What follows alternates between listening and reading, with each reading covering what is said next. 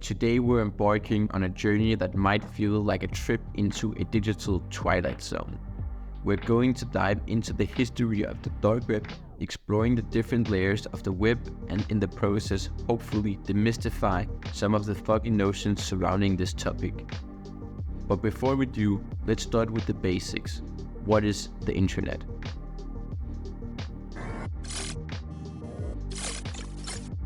Imagine the internet as a giant global city. In this city, every website, app, or online service is like a building. The city itself is divided into different neighborhoods, some well lit, some shrouded in mystery. The buildings are interconnected with roads, like the information routes that data travels along. These roads are actually physical wires and wireless signals that crisscross the entire planet, allowing us to communicate and access information at lightning speed. Think of visiting a website like walking into a building in our internet city. When you want to visit, say, YouTube, your computer sends a request through these information roads to the YouTube building.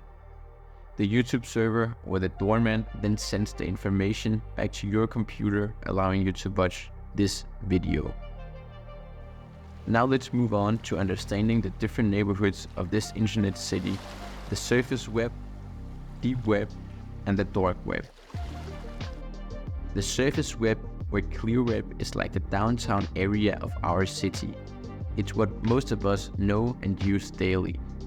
These are the websites and services that are indexed by traditional search engines like Google, Bing, or Yahoo.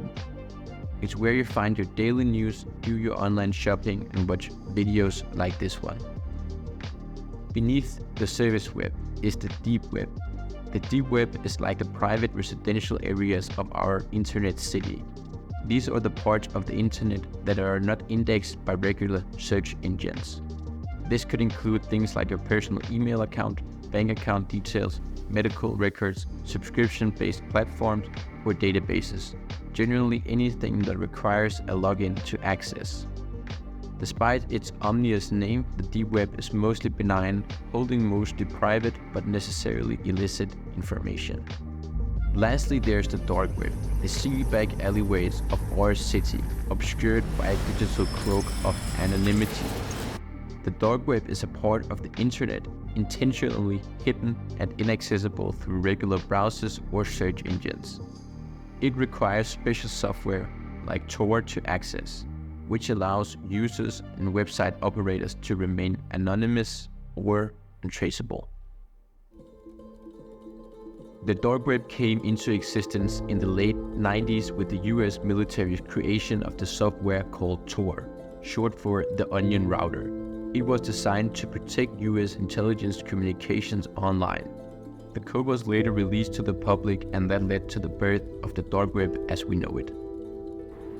Over the years, the dark web has gained notoriety as a hub for illicit activities from drug trafficking to cybercrime, mainly due to its promise of anonymity. However, it's also used by people in oppressive regimes to communicate safely, by whistleblowers to share confidential information, or even by law enforcement agencies for covert operations. We'll get back to this topic later in the video.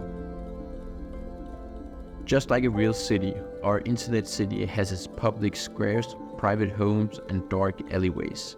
As we browse, shop, or socialize online, it's important to understand the terrain of the digital landscape. Stay safe, respect privacy, and remember, not everything that glitters on the web is gold. Now we're going even deeper, descending the layers within the dark web itself. Buckle up, because things are about to get interesting.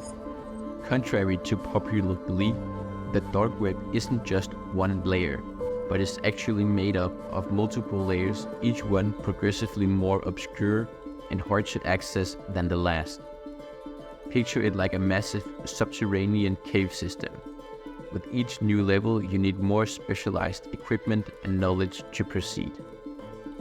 The first layer of a dark web is what you can access with standard anonymizing software like Tor or I2P.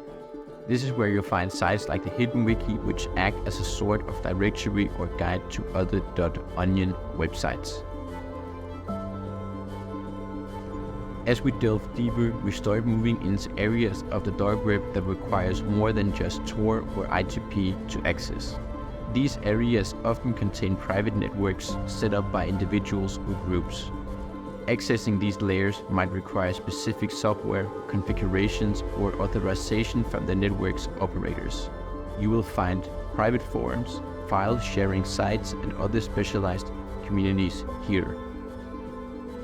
Venturing even further, we reach what some people call Mariana's Web, named after the Mariana Trench, the deepest part of the world's oceans.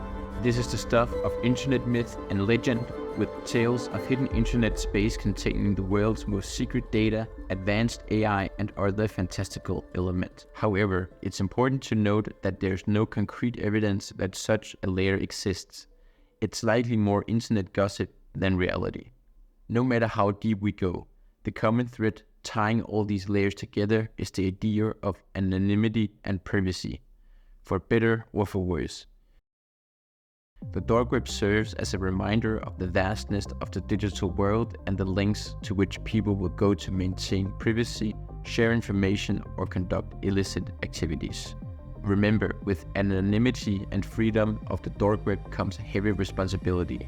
The tools used to access these layers of the internet can be used for good or ill, and it's up to each of us to navigate this vast digital sea responsibly. Let's look at the different types of activities that takes place on the dark web today and looking into the complex moral and ethical issues surrounding them.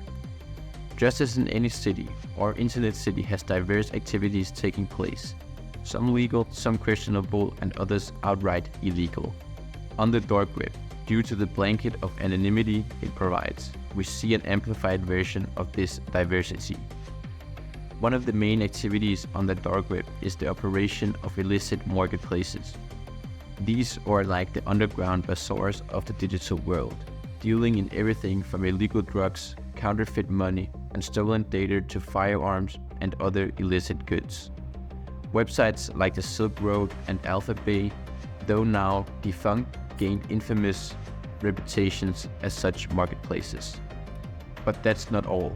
The dark web also hosts forums and chat rooms where hackers and cybercriminals share stolen data, malware, hacking tools, and tips on cybercrime.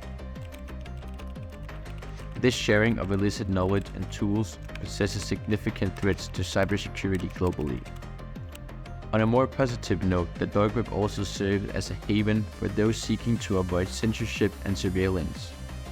For example, in countries with oppressive regimes that heavily monitor and censor the internet, the dark web can provide a platform for free speech, activism, and the sharing of information.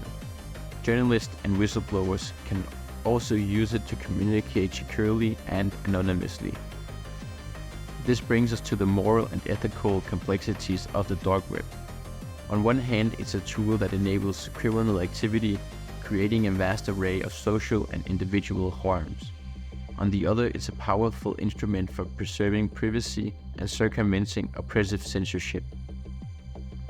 The anonymity that the dark web provides can be a double-edged sword.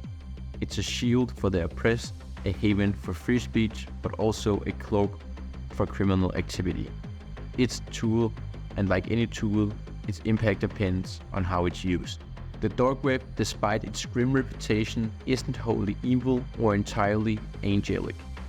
It's a reflection of our society, amplified by the power of technology and the allure of anonymity. As we navigate the digital age, it's more important to remember that the internet, dark web included, is what we, its users, make of it.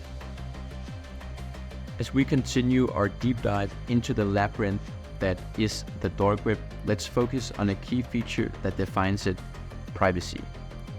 More specifically, we're going to talk about how privacy works on the dark web and the critical role that encryption plays. To start with, privacy on the dark web is all about anonymity, as mentioned before. The ability for users to browse, communicate, and transact without revealing their identity or location. The cornerstone of this privacy is a special type of network called the onion router, or Tor. Tor works by bouncing your connection through multiple volunteer-operated servers or nodes. around the world. It's like driving from point A to point B using a randomly changing convoluted path instead of a direct route.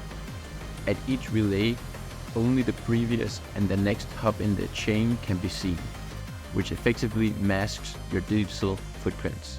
But how does Tor keep these footprints hidden? That's where encryption comes into play. Imagine sending a secret message in a locked box. Only the person who has the key can open the box and read the message. That's essentially how encryption works. With Tor, your data is put through layers of encryption, each layer only readable by the next node in the Tor network. Think of it like a Russian nesting doll, where each doll can only be opened by the next node in the line.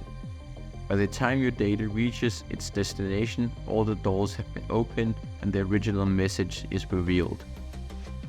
But importantly, no single relay ever gets the full picture. Tor isn't the only tool for privacy on the dark web. Others include I2P, an anonymous network layer that allows for censorship-resistant peer-to-peer communication, and VPNs, or virtual private networks, which can further obscure a user's IP address and provide an additional layer of security. Despite their use in illicit activities, Tor, I2P, and VPNs are essential tools for maintaining privacy in our increasingly surveilled world. They can help journalists communicate safely, enable activists to bypass censorship, and allow the everyday user to protect their online privacy. Privacy and encryption on the dark web represents a complex intersection of technology and morality. While these tools can be misused for illicit activities, they are also vital for many legitimate and often crucial actions in today's digital society. And that brings us to the end of today's exploration of the dark web. Remember, in this digital age, understanding these aspects of the internet can be key to protecting your own online privacy. As always, if you found this video informative, don't forget to give us a thumbs up, sharing it with your friends, and hit the subscribe button. Stay tuned for more insightful content, and until next time, stay safe online.